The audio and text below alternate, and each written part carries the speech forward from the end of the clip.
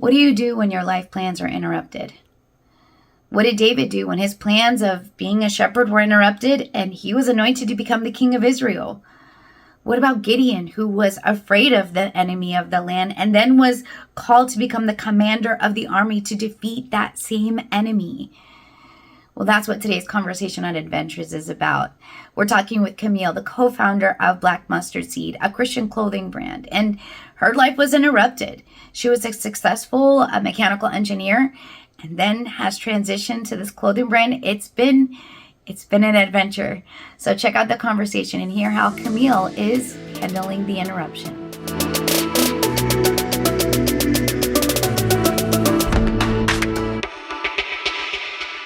So speak a little bit to engineering. What type of engineering background did you come from? My bachelor's is in mechanical engineering. Then I have a master's in aerospace engineering. And so I worked for Boeing. And so they manufacture airplanes. My role was and I was in research and development. So my role was to try to come up with the next generation technology for manufacturing the parts on the planes, and specifically composite parts. So oddly enough, I actually kind of understand that. Okay. My mom was actually an assembler. She engineered a lot of that for, it was Martin Marietta, and now it's Lockheed. Mm-hmm. Okay. So I grew up kind of hearing about boards and, wiring and all these little things. So I definitely can appreciate it. So how has some of the skills in that profession, how has that translated into what you're doing now for Black Mustard Seed? The first thing is really, like I said, the role that I was in was sort of coming up with ideas and then building a team out to see that idea grow and then manage, time and budget, things like that. So just from a managing resources and maturing an idea, that directly correlates. And then really what God has really shown me more clearer now is that working in the aerospace industry, particularly with composite, wasn't a waste of time, because the technology and the makeup of a composite, if you sort of break it down to the basics, is similar to that of clothes. So a composite is like a matrix, usually a fiber, a carbon fiber, and like a resin. And a lot of those materials are woven together. And so if you think of your clothing, it's also at its core woven fiber put together, and how it's woven will determine how it twists, drapes, stretches. And so understanding sort of the mechanics of how to deal with a material that is controlled by its pattern and how it's woven, and the fibers sort of correlates to that. And even how you cut material for a composite part for airplanes and how you cut a material for a garment is very similar. How you optimize material, you put it on a large bed, you spread it out, and you pattern it so it's nice and neatly nested, down to the point where the same company that manufactures the machine that cuts aerospace composite material is the same company that manufactures the equipment that cuts garments. It's just about the same software, the equipment, and everything. And so there are other things, but I'm gonna keep that close to the chest. But yeah. Something that stands out to me, and I think we chatted about this earlier, is that like God doesn't waste anything. Mm-hmm. And I hear like engineer, like you have a master's in engineering. Just to finish your bachelor's, like we all know, it took me a long time to finish with 5 kids. It's a lot of work. And you went to the master's level, and then the Lord gives you this dream. Was there a feeling was there a moment that you're like, but what about all the stuff that I just did? Yeah, definitely. And it was those times where I would come up with an idea, and my husband would be like, okay, focus and finish, because I would get frustrated. So I want to do technology so much because that's what I enjoy. When I left Boeing, I didn't leave Boeing because I was unhappy. I was literally I was climbing up the ladder. I was in the best position I could possibly be in, and I was doing exactly what I wanted to do within that company. Yeah, it was frustrating. having to sort of wait, and to be 100% is pride, because I felt like because I wasn't doing something technical, I felt like I constantly needed to remind people I'm an engineer, and that is still a problem, but I do it less. And so God has really been working on me to value being able, not being able, value him allowing me to be a part of his vision, and whatever role that is, whether it's technical, whether it's more creative, whether it's handing out flyers, whatever it is, like I need to be okay with that.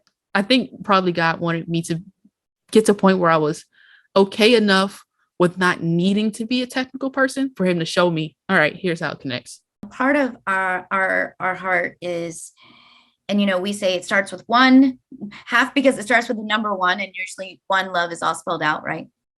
But it's the number one, but it starts with you. And because the Lord has really shown me that, like, when I am well and I have a healthy understanding of who I am in him, then my marriage will be blessed. Then my family and my children will be blessed. Then my ministry will be blessed. But it starts with me.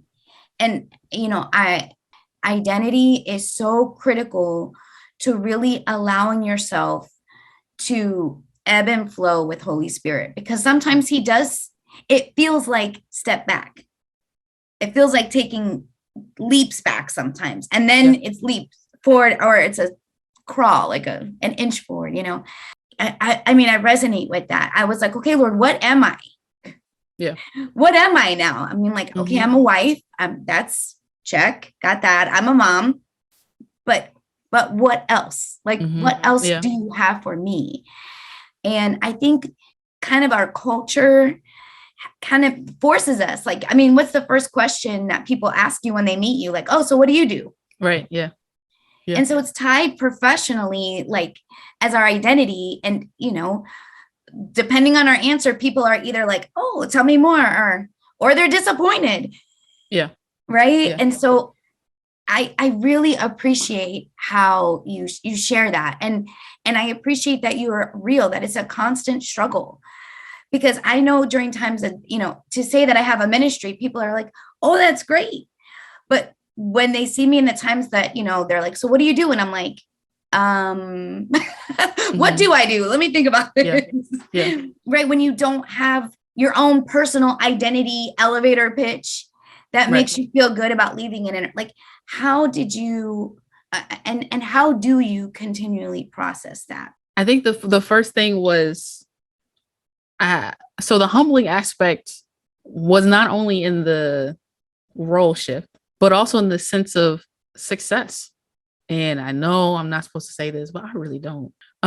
We are not profitable yet. And so I can't parade around like, yeah, I'm the co-founder of a successful Christian clothing brand. No, I'm a co-founder of a struggling, trying to get off the ground Christian clothing brand. And I sitting in that for a while, I think has created the space for me to go to God more. So I moved from, I was in St. Louis a couple of years ago. Actually, no, it's like a year ago. And now I'm in Virginia. And so we moved churches, and we started attending and really being a part of this core group that's just now launched a church. And I came from like a mega church type atmosphere. And the people in this group, their focus is on maturing the Christian. And so just being around sort of that intimate space and that intimate prayer has really helped me. So the mega church, and it's good for who it's good for. I grew there. They had a focus on sort of growing your vision, being confident in approaching God and increasing your faith, which I think was good for giving me the push to go out and do.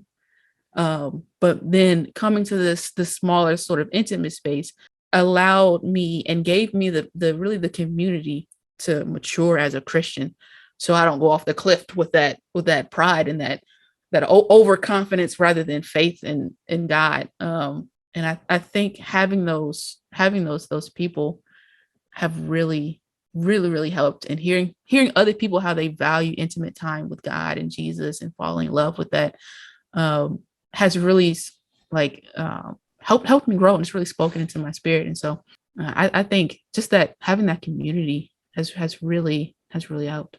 I love that. And I can hear, you say pride, and I think it's still connected to pride. So I think it still qualifies as pride, but to say, well, if I'm not this, then I'm not, like, then it's almost like negative self-worth. And that kind of feeds into the negative self-talk. And that's still a sense of pride too.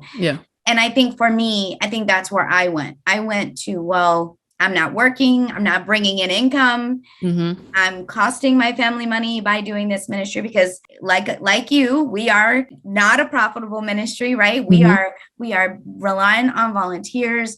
And it can feel like, what I was talking to our media director, and he's like, I feel like we're going in circles. And I was like, okay, but it's not, we're just going down a stairwell. Like, we are making progress. I like that. It just feels like we keep seeing similar spots, right? And so I don't know. I'm going to ask you to just share, like, what would your advice be for someone in either of those, whether they're being super hard on themselves in the time of transition as God realigns them, or they're being prideful? Like, what's a piece of advice other than community? Because I think that's, yes, essential. I would say that to ask God to reveal those dark spots in your heart, the spots that you're sort of hiding from yourself and you think you're hiding from God, just reveal those and really embrace the process of identifying what needs to be changed. And in that same breath, ask him to, and you yourself sort of declare, like, shame has no hold on me, because that goes twofold, right? When you start to see the sin or like the wrong thoughts, it can become shameful, which then, sort of pushes you away because you feel like, oh, I'm unworthy of coming to God. But once that shame is away, then you see the grace. You see that, the grace in him magnifying this, because now immediately you see, okay, but I'm taking care of it. Like, I just need you to see it. So you see, I'm taking care of it. I'm constantly working with you.